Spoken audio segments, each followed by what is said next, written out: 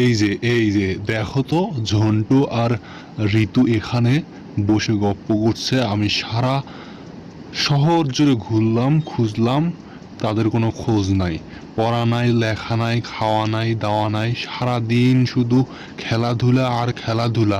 পাশের বাড়ির ছেলে মেয়েরা কত ভালো কিছু করছে। যাও তো, যাও তো, এখন এখান থেকে চলে যাও, যা পড়তে বসো, যাও। যাচ্ছি বাবা, যাচ্ছি।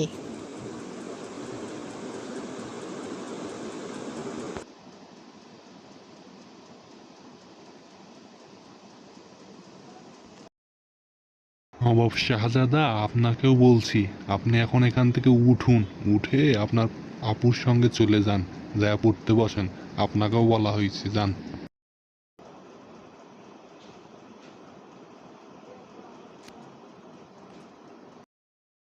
শোন পিন্টু, আজ আম্মু আসলে সব কিছু তুই বলে দিবি যে বাবা আমাদেরকে আজকে বকা দিছে, দুইজনকে অনেক বকছে।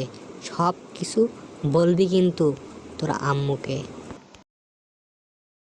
আম্মু, আম্মু, আজকে না আমি আর বড় আপু বাইরের উঠানে বসা ছিলাম। আব্বু আমাদেরকে খুব বকছে, বকে বকে আমাদেরকে বাসায় দিয়ে পাঠাইছে। আপনি আব্বু আসলে একটু আপনি বোঝাই বলিয়ে। আচ্ছা আচ্ছা, ঠিক আছে, তোর বাপ এবার আসুক, তোর বাপকে আমি মজা দেখাবো। ঘরে নাই ভাত, খবরদারি হলো ছলে পলে ঘরের ওপর।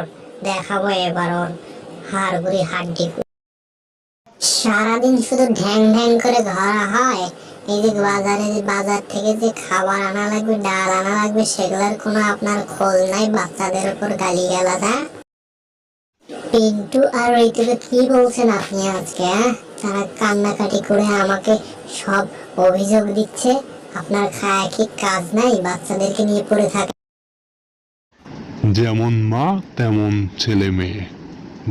সামলাক তার ছেলে মেয়েকে সে যেভাবে পারে। আমি গেলাম, উচিত কথা বললেও দোষ। মায়ের মতো হয়েছে ছেলে আর মেয়ে দুটা।